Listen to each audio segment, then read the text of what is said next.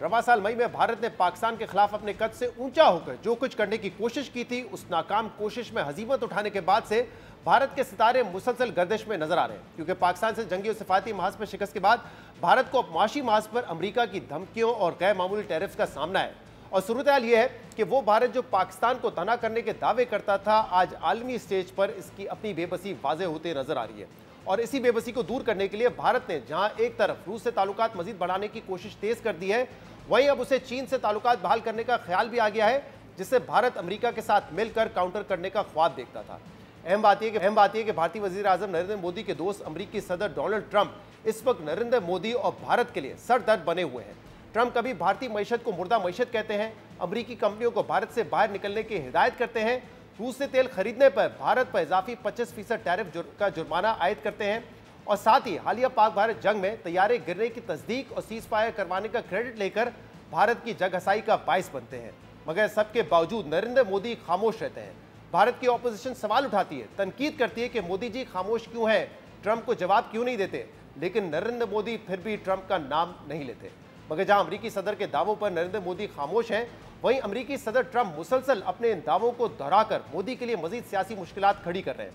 क्योंकि आज 36वीं बार अमेरिकी सदर डोनाल्ड ट्रंप ने पाकिस्तान और भारत के दरमियान सीज फायर कराने का बयान दोहराया है, जबकि आज अर्मेनिया और अजरबैजान के दरमियान दहाइयों बाद अमन मुआहिदा करवाने की तकरीब में ट्रंप ने यह बात भी दोहराई कि इस जंग में 5 से 6 तैयारे गिराए जा चुके थे, और अगर वो ये जंग ना रुकवाते तो दो जौहरी ताकतों के दरमियान लड़ाई मजीद बढ़ जाती।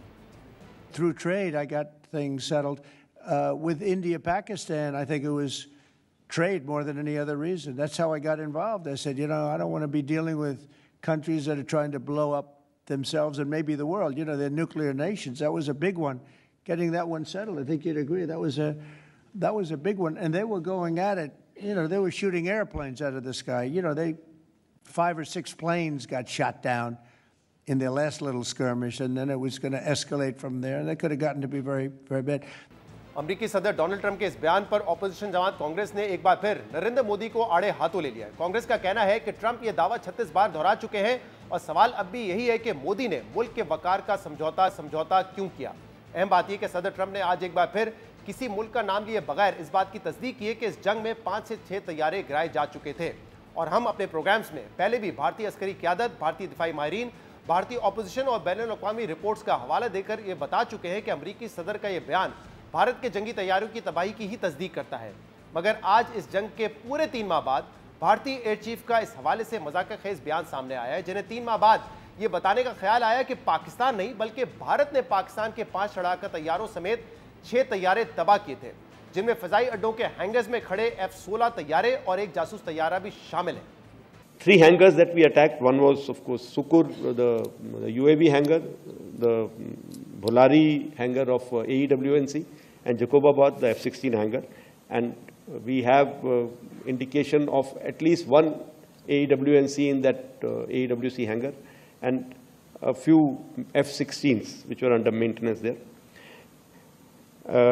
Apart from these, the SAGW systems, mostly from, I'm talking about fighter aircraft are from S-400. We have at least 5 fighters confirmed kills and 1 large aircraft, which could be either an Elint aircraft or an AEWNC aircraft, which was taken on at a distance of about 300 kilometers. This is the actually largest ever recorded surface-to-air kill that we can talk about.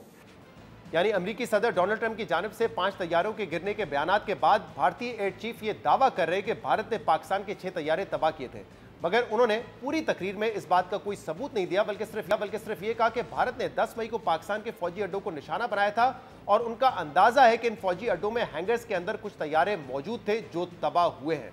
भारतीय air chief ने S-400 missile system के जरिए फिजा में पाकिस्तान का जासूस तैयारा मार गिराने की भी दावा किया है। मगर अहम बात यह है कि इस बात को आज 3 महीने हो चुके हैं, लेकिन अभी तक किसी आलमी इदारे या मीडिया ने यह खबर नहीं दी, ना ही किसी ने यह दावा किया है। जबकि दूसरी तरफ पाकिस्तान ने 7 मई को राफेल समेत 5 भारतीय तैयारे गिराने की तस्दीक अगले कुछ ही घंटों में कर दी थी। और पाकिस्तान ने न सिर्फ यह दावा किया था, बल्कि पाकिस्तान ने पूरी दुनिया को भारतीय तैयारों के कॉकपिट की ऑडियो सुनाई थी, और भारतीय तैयारों के इलेक्ट्रॉनिक सिग्नेचर्स के अलावा मारे गए तैयारों का मलबा भी दिखाया था। और फिर दुनिया ने भी पाकिस्तान के इन दावों की तस्दीक की थी। खुद राफेल कंपनी ने राफेल की तबाही का एतराफ़ किया खुद भारतीय फौजी सबरा, भारतीय मिलिट्री अटाशी ने जहाज गिराए जाने की तस्दीक की। भारत के नामवर दिफाई माहिरीन और सियासी रहनुमाओं ने भी पाकिस्तान के दावों की तस्दीक करके अपनी हुकूमत को यह मशवरा दिया था कि वो राफेल तैयारों समेत दीगर तैयारों की तबाही का इनकार करना छोड़ें। सुनिए कैसे खुद भारत के अस्करी क़यादत के बयानात और भारत के अंदर से उठने वाली आवाज़ें भारतीय एयर चीफ के अपने दावों को झूठा साबित कर रही हैं। I think what is important is that not the jet being down, but why they were being down. But a jet, at least one jet was downed? Yeah, why they were. So the good part is that we are able to understand the tactical mistake which we made, remedy it, rectify it. You know, we are in a combat scenario and losses are a part of combat. I may not agree with him that India lost so many aircrafts, but I do agree that we did lose some aircraft, and that happened only because of the constraint given by the political leadership to not attack the military establishment or their air defenses. The fact that the fighter aircraft were downed is something that needs to be, the government of India should stop denying that. Leader of opposition ने एक बात बोली कि हमारे जहाज गिरे हैं, कितने गिरे हैं बताइए। पांच पाकिस्तान ने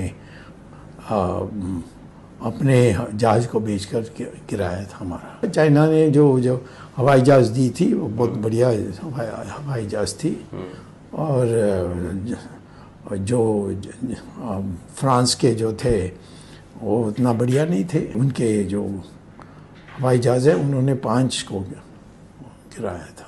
The Srinagar airport has been closed and one jet has crashed with the parts all scattered in Pampore, which is South Kashmir.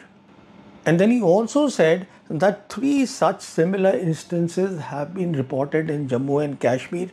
That means in J&K, a total of at least 3 jets crashed. सिर्फ यही नहीं, पिछले हफ्ते Reuters ने भारतीय तैयारों के गिराए जाने पर दिलचस्प रिपोर्ट शाया की थी, जिसमें इंटेलिजेंस नाकामी को तैयारे गिरने की बुनियादी वजह करार दिया था।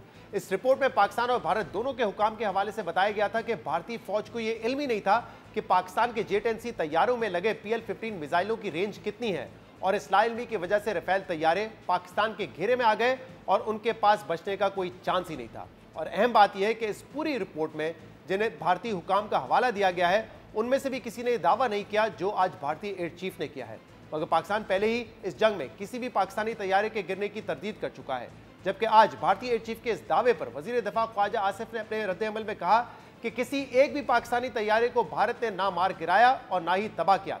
वजीर दिफा ख्वाजा आसिफ ने भारत को चैलेंज देते हुए कहा कि दोनों ममालिक अपने तैयारों के मौजूदा तादाद की आज़ादाना तस्दीक करा लें, क्योंकि आज़ादाना तस्दीक से वो हकीकत आया हो जाएगी जिसे भारत छुपाना चाहता है। यानी भारत अब अपनी नाकामी छुपाने के लिए मजाकखेज दावे कर रहा है, और ये दावे ऐसे वक्त में सामने आ रहे हैं जब भारत को अमेरिका से शदीद दबाव का सामना है और इसकी खारजा पॉलिसी की नाकामी पर मुसलसल सवालात उठाए जा रहे हैं। इस हवाले से आज अमेरिकी अखबार न्यूयॉर्क टाइम्स में भी अहम मजमून शाया हुआ है, जिसमें भारत की खारजा पॉलिसी में नाकामी को लेकर कुछ अहम नुकात उठाए गए। मजमून के मुताबिक भारतीय वज़ीर आज़म नरेंद्र मोदी चीनी सदर और अमरीकी सदर से कुर्बतों की नाकाम कोशिशों के बाद अब खुद एहतसाबी करने पर मजबूर हो गए हैं। रिपोर्ट में कहा गया है कि नरेंद्र मोदी ने सबसे पहले शी जिनपिंग के लिए रेड कार्पेट बिछाया, मगर अभी जब वो चीनी सदर से बातचीत कर ही रहे थे कि चीनी फौज भारतीय फौज के साथ सरहद पर आमने सामने आ गई, और 2014 का ये तनाज़ा कई मज़ीद जहराना इक़दाम की पहली कड़ी साबित हुआ, जो बिलाखिर मोदी के लिए बाइस शर्मिंदगी बना। रिपोर्ट के मुताबिक चीन के हाथों शर्मिंदगी उठाने के कुछ साल बाद भारत के इस मजबूत लीडर ने अमेरिका से कुर्बत बढ़ाई। मोदी ने सदर ट्रंप के साथ अपने पहले दौर में इतनी गर्मजोशी पैदा कर ली कि उन्होंने सिफारती रवायत तोड़कर ह्यूस्टन में एक भरे स्टेडियम में ट्रंप की दूसरी मुद्दत के लिए इंतखाबी मुहिम चलाई। मगर मोदी की खुलेआम सुबकी का वक्त तब आया जब दूसरे दौरे सदारत में ट्रंप ने भारत पर 50% टैरिफ आयद कर दिया, उसकी रूसी तेल की खरीदारी को निशाना बनाया और भारतीय मईशत को मुर्दा करार दिया, जिससे भारत को अपनी ताकत की आलमी सतह पर हदूद का अंदाजा हुआ, चाहे वो अपनी मईशत को कितना ही बड़ा क्यों ना कहता रहे।